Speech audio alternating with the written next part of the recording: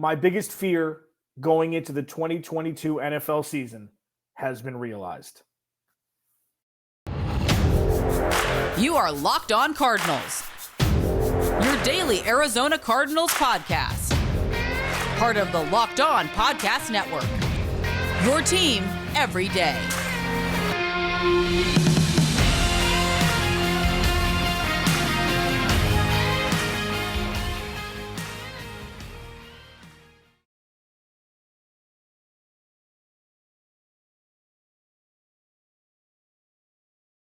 First listen each and every day, free and available on all platforms. Follow me on Twitter at Clancy's Corner. Follow the podcast at Locked On AZ Cards. Please send me your questions, your complaints, your concerns, your jovial messages on Twitter. DMs are open.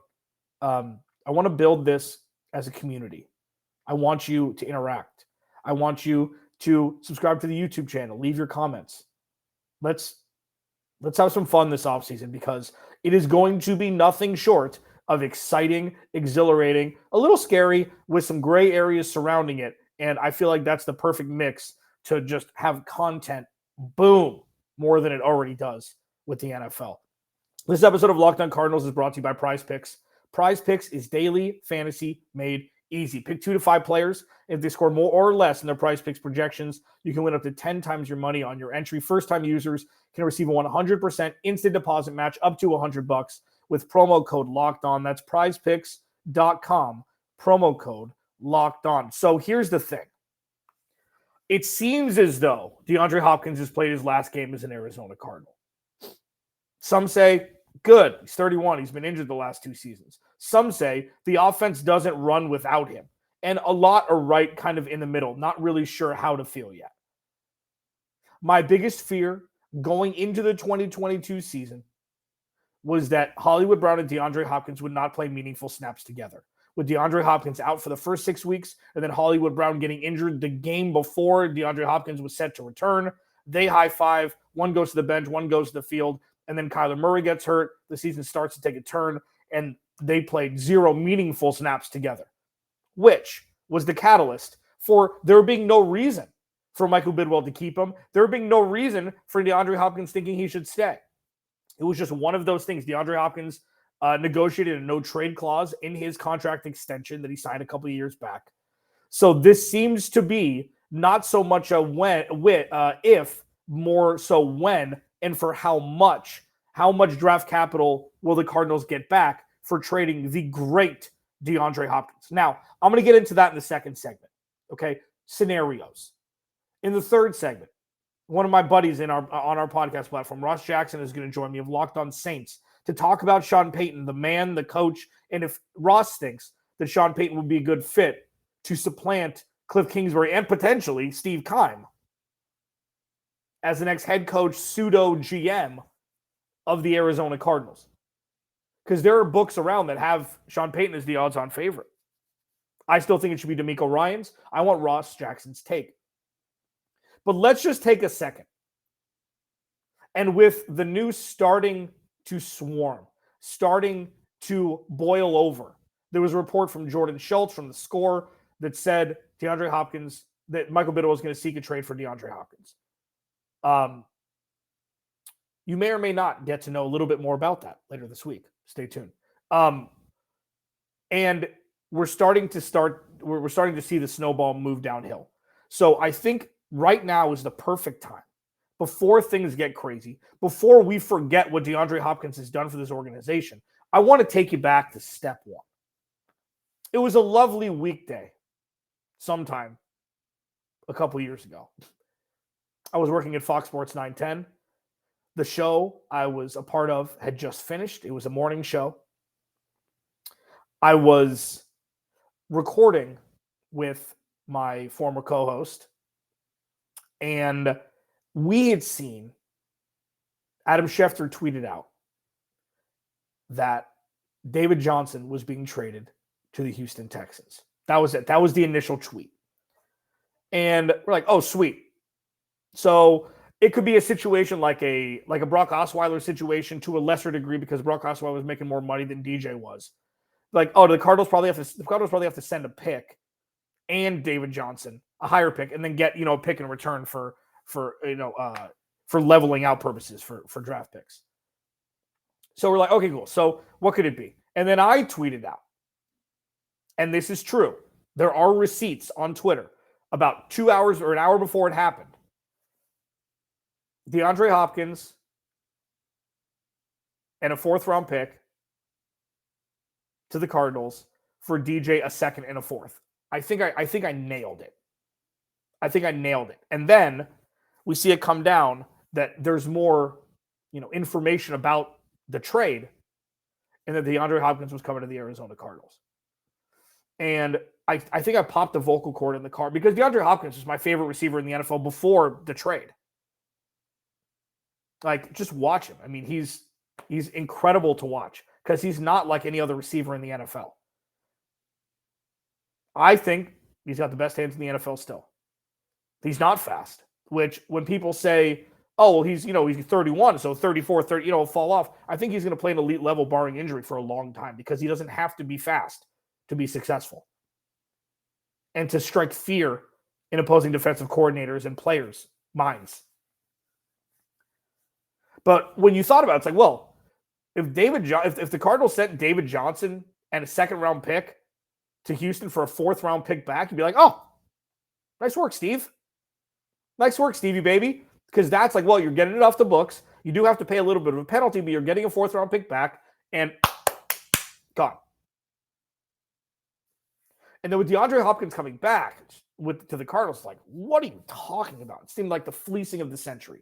And then there were reports that came out that Bill O'Brien compared DeAndre Hopkins to Aaron Hernandez, I think. Don't quote me on that, but I think it was something like that. Like, they did not get along. And that was right before Bill O'Brien was sent packing. But let's just take a second to appreciate the last couple seasons with DeAndre Hopkins on the Arizona Cardinals. Sure, everybody's going to remember the Hail Murray, okay? A better catch by eye. One of the best quotes I've ever heard from any athlete, let alone any person on the planet. The postgame was incredible. DeAndre Hopkins elevated this offense to a level we haven't seen in a long time. Misuse at times, sure. He had over 100 catches and 1,400 receiving yards his first season here, and I think he was underutilized. He was on the left side of the field. His route tree looked like a bush. But he still showed how incredibly talented wide receiver he is. 2 seasons ago, same thing before he got hurt. I mean, DeAndre Hopkins is DeAndre Hopkins. So the fact that the Cardinals had him, this isn't a consolation prize. It's not like, well, good luck, buddy. Like, that's the Arizona way. It's, oh, Paul Goldschmidt won MVP. Good for him, buddy. It's like, no, the Diamondbacks should have paid him. Like, what are we doing here? Why are you rooting for players who are no longer on your favorite team? It's the Arizona way because it's what they know. Because Arizona franchises rarely hang on to the talent that they have. So with DeAndre Hopkins, this isn't that, because when it comes down to it, it was a bonus that DeAndre Hopkins came in that trade. Because without DeAndre Hopkins, it still would have been a solid trade for the organization, and it still would have rid the Cardinals of David Johnson's bad contract. So the fact that they got DeAndre Hopkins back just elevated this level of popcorn watching when watching the Arizona Cardinals to a level that we haven't seen in a long time. So if this is the last game that DeAndre Hopkins played, the last moment, the last time we've seen DeAndre Hopkins as an Arizona Cardinal, it's been a hell of a run for the last couple of years. Locked On Cardinals, your team every day. What would be the right move for Michael Bidwell? When would be the right move for Michael Bidwell to make said move if he were to make one? I will talk about as many options as I can think of in 8 minutes, but this is very, very fresh. It's very, very new, and there's a lot that can happen, cannot happen, things like that. This is still, the playoffs are still happening. 2022 season, still happening, baby. So as we go along, we'll have more and more conversations about this. But for now, it's going to be surface level. What should he be traded for? And I'll talk about it next. Locked On Cardinals. This episode of Locked On Cardinals is brought to you by TurboTax. Go to TurboTax and don't do your taxes. Meet with an expert who will do them for you. TurboTax experts can relieve you from the stress of taxes and file for you so you can do not taxes. Show your eyes things that are not taxes. Unpack a moving box of not taxes. Taste not taxes. Sing not taxes a lullaby. Hope not taxes sleeps through the night. Grab a saddle and ride not taxes into the sunset. With TurboTax, an expert will do your taxes from start to finish, ensuring your taxes are done right, guaranteed, so you can relax. Feels good to be done with your taxes, doesn't it? Come to TurboTax and don't do your taxes. Visit TurboTax.com to learn more. Intuit TurboTax. Full service products only. Video meeting while expert does your taxes required. See guarantee details at TurboTax.com/guarantee. And if you've ever thought that maybe you'd be a better GM than your favorite team's GM, you have the opportunity to show it. I'm really geeked out by our new partner and sponsor of today's episode, the mobile game Ultimate Football GM. Ever dreamed of becoming an NFL GM and managing your football franchise? Well, your dream can come true, and this game is definitely for you. Manage every strategic aspect of your team, play through the season, and lead your team to glory. You're responsible for hiring the right coaches and coordinators, trading players, making draft picks, navigating your franchise through free agency and the draft, and all the ups and downs of a season. And this is a challenging and realistic game world. Ultimate Football GM is completely freeable and playable offline. Play on the go as you want and when you want to. Locked On Cardinals listeners get a 100% free boost to their franchise when using the promo code Locked On in the game store.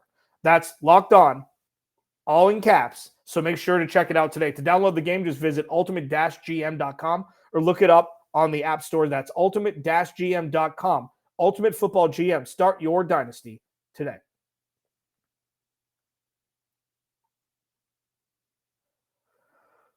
I mean, I'm super torn about this DeAndre Hopkins thing. If you've listened to me over this season, thank you. If this is your first listen to Locked On Cardinals, thank you. Maybe make tomorrow your second.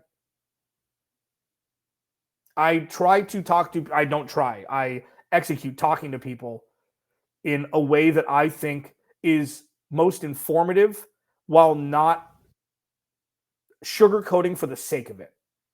If there's a tough situation going on, I'm going to discuss it. If the organization looks bad, I'm going to discuss it. If a player looks bad, I'm going to discuss it, and vice versa. If a player looks great, I'm going to discuss it. If the organization looks great, I'm going to discuss it. It's just been a tough 18 months to try and find positives with this team from the downfall of last season through this season. But with DeAndre Hopkins, I'm torn because thinking with my heart, and this is him, the player. This is not necessarily for the Cardinals. I know how great DeAndre Hopkins still is. And that's the tough part. This is, the avatar of DeAndre Hopkins, not him as a person, is going to be collateral damage because Steve Keim built this roster so poorly. He constantly used crazy glue and Band-Aids to try and, fix the foundation of this organization, this roster, and it's not sustainable. You need a new foundation. You need a new bedrock. You need a new slate that's fresh without cracks. And he wasn't able to, it's just not, that's not how Steve Keim did it. Bad drafts for the most part. Try to trade for veteran talent. Everybody needs to make money at some point, and this is where we are. Lopsided roster. So for the camp that's like, trade him. Get a second-round pick.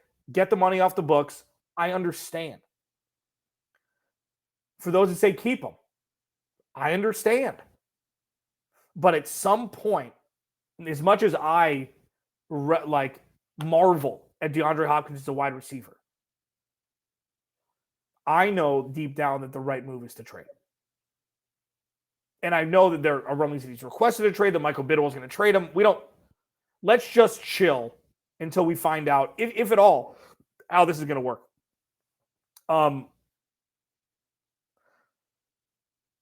What would be the right package for DeAndre Hopkins? There are two, in my opinion. Some say he should go for a 1. I do. I think he should go for a 1. Some say he should go for a 2. I understand that also. And I think the deciding factor is, does he go to a good team where it's a late 1 or a bad team where it's a high 2? That's pretty much it. Maybe he'll get a 2nd and a 4th, something like that. But, a 2nd and a 5th. but he is 31. Okay, he has missed time these last 2 seasons. Now, this season, here's one of my biggest things that I talk about is players are less injured when they're on good teams. Players tend to stay injured longer when they're on bad teams. CC, Christian McCaffrey. Like, I know he's more healthy this year, and they haven't been using him nearly as much as Carolina did, but really good players on really good teams tend to stay injured less for less amount of time. So, yes, you can point to the PED suspension. That's fine. I still am in the camp that he didn't know because there's no reason why we should believe that he did. The year before, the offense cratered without DeAndre Hopkins because he was out for the last handful of games. Okay. So, with that, I still think the Cardinals have the leverage to ask for a 1. I do. And the reasoning behind that is he's a plug-and-play wide receiver 1. Still. He is a plug-and-play wide receiver 1. If you already have a wide receiver 1, and good teams usually do. So say they wanted to, I can't even think about him going, say they wanted to trade him to Kansas City. Okay. They could use a wide receiver 1. They give him a first-round pick. There'll be a late first-round pick. Fine. And he does have a no-trade clause. So he's not going to want to go to a bad team. So that's why I think a number 1 is what you're shooting for. You don't want to shoot for a good team with a late second-round pick. It's pretty much a third-round pick, which is a mid-day 2 pick for DeAndre Hopkins. No. So when you look at DeAndre Hopkins at 31, okay, and I've said multiple times that because he's not fast, he can, sustain his career barring injury. Because he's never relied on his speed. He is, and still to me, maybe the best catcher of the football in the NFL. He's got big hands. His catch radius is infinite. And he always seems to be able to get to where he wants to go. And that's something that is massively valuable, especially for teams who are so close. To getting over the top offensively. And I guess the only, just to recap, first round pick to a good team, second round pick to a bad team. That's kind of where you got to look at it.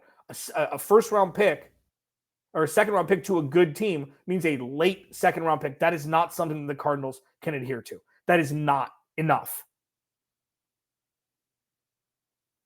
It's not enough because he is plug and play. And I will reiterate,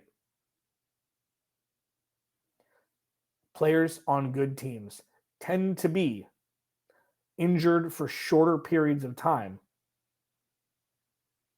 than those who are on bad teams. So DeAndre Hopkins coming in, he could very well play 17 games next year. And if you get a late second round pick for him, that ain't it. Locked On Cardinals, your team every day. What do you think? Drop me a DM on Twitter at Clancy's Corner. Like, subscribe to this channel. Turn the notifications on. Locked On Cardinals on YouTube. Leave a comment. Let's open the conversation up because this is a huge decision. The first player decision that the new regime is going to have to execute properly. And damn it, I just hope they do. Locked On Cardinals, your team every day. Ross Jackson, Locked On Saints, going to join me next to talk Sean Payton, the man, the myth, the visor, and what makes him different from Mike McCarthy, because the records and Super Bowl wins line up pretty hand in hand. That's next. Locked On Cardinals. I do get to talk to you about Prize Picks, though. Prize Picks is daily fantasy made easy. Okay, you're not playing against other players. You're just playing against the Prize Picks projection. So just go with me here. Download the Prize Picks app or go to prizepicks.com. Okay. You pick 2 to 5 players, and if they'll score more or less than their Prize Picks projections, you can win up to 10 times your cheese on one bet if you get it right. Okay. And the sports, it's not just NFL, it's not just NBA, ones you would think that you'd be choosing Prize Picks projections more or less than. Major League Baseball, NHL, PGA, college football, men's college basketball, women's college basketball, soccer, WNBA, esports, NASCAR. They got it all, man. Entries can be made in 60 seconds or less. It's so easy. They're safe and fast withdrawals, and currently they're operational in over 30 states and Canada. Download the Prize Picks app or go to prizepicks.com to sign up and play daily fantasy sports. First-time users can receive 100% instant deposit match up to $100 with promo code Locked On. If you deposit 100, they'll give you 100. If you deposit 50, they'll give you 50. Don't forget to enter promo code Locked On and sign up for an instant deposit match up to 100 buccarinos.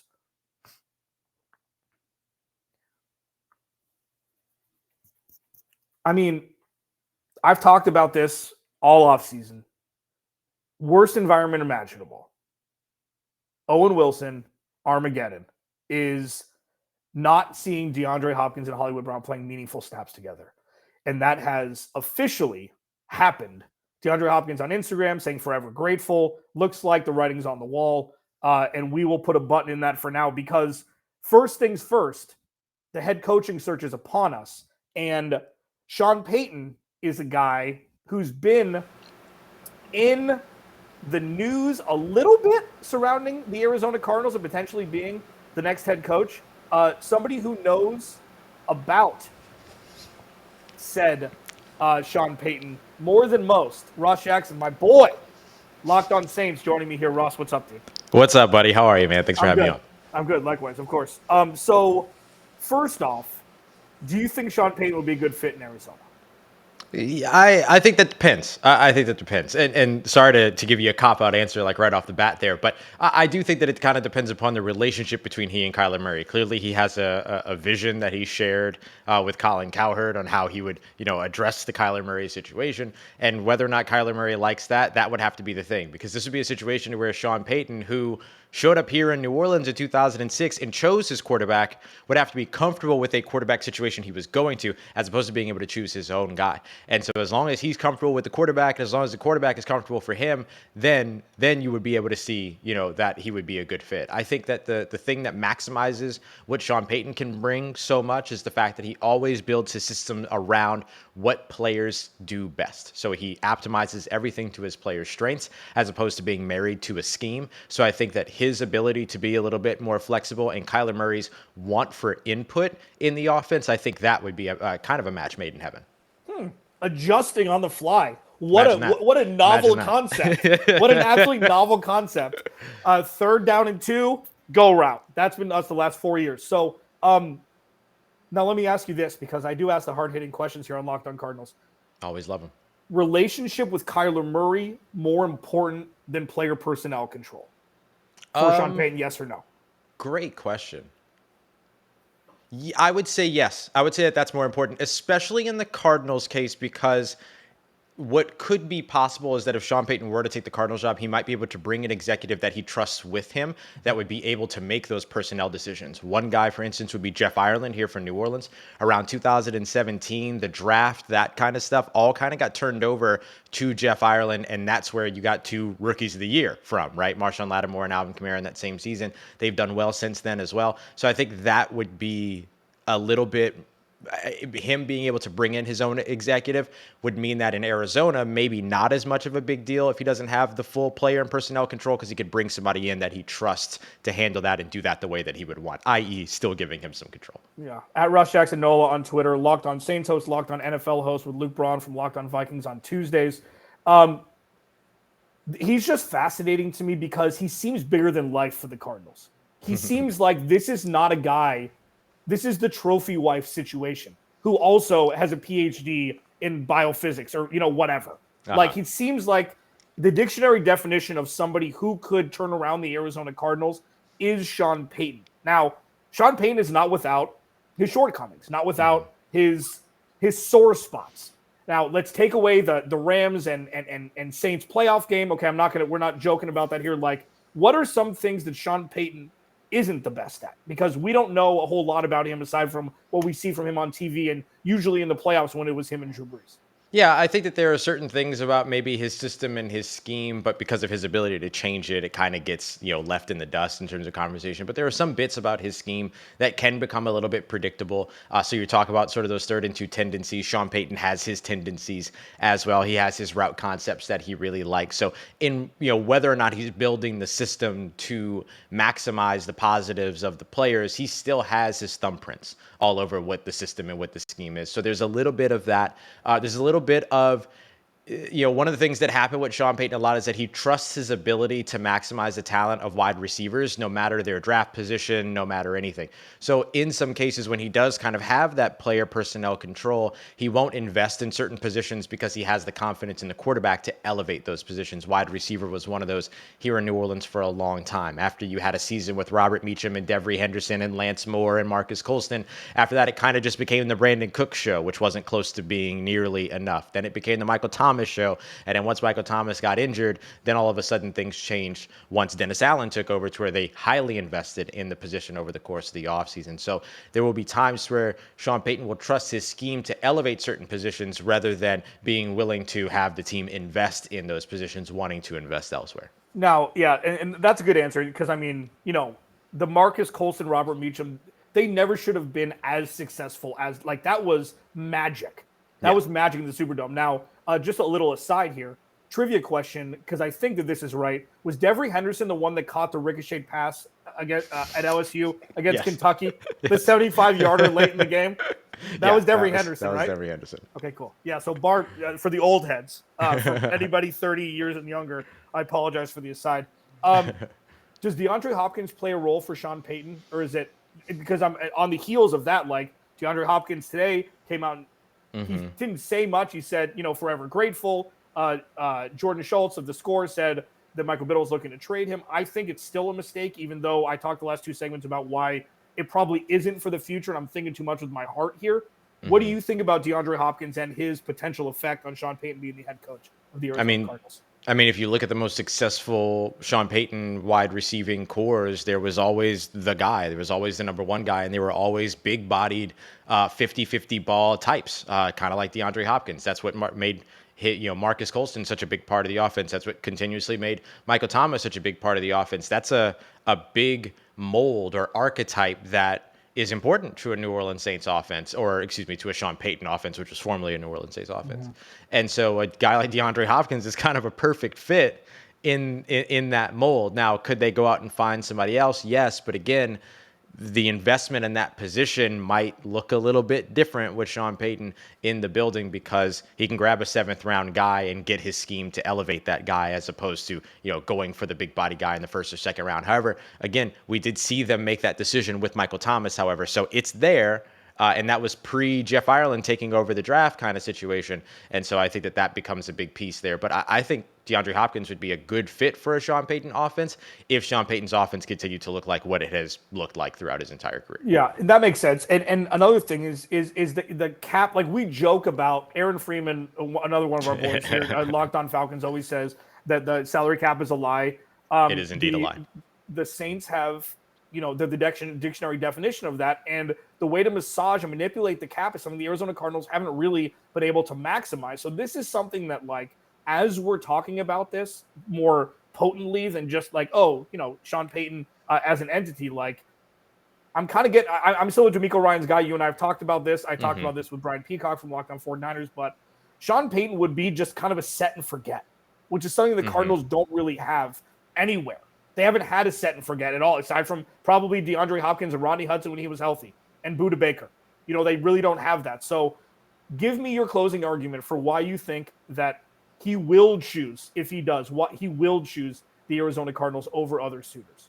Yeah, I think if he does choose the Arizona Cardinals over others, it comes down to the relationship that he'll be able to have with owner Michael Bidwell, him being able to bring in his own executive as a general manager, which, by the way, Jeff Ireland would bring with him some of those cap, manipulation tools. He could also poach the guy that's sort of been the quote unquote capologist here in New Orleans, Kai Harley. You could bring him instead of Jeff Ireland, or maybe both, right? So there's a lot of different sort of situations there where not only does Sean Payton bring his own knowledge of that cap manipulation stuff, he could bring a guy that's very familiar with how to do it and has been doing it for the past few years. And then beyond that, it's the relationship between he and Kyler Murray. So, he's able to set himself up in a really specific way in Arizona that presently around the other teams that are open is not a situation that you can replicate anywhere else.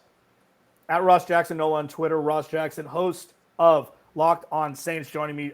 Dude, thanks so much for joining me. Thanks for making Locked On Cardinals your first listen. For your second listen, check out Locked On NFL podcast, bringing the local insights you love to the national spotlight with daily conversations on the biggest NFL stories. You can check him out, Ross, on Tuesday with Luke Braun from Locked On Vikings. You can check me out today with Tyler Rowland from Locked On Titans. Locked On NFL, available on YouTube and wherever you get your podcasts. Alex Clancy, Locked On Cardinals. I will talk to you tomorrow.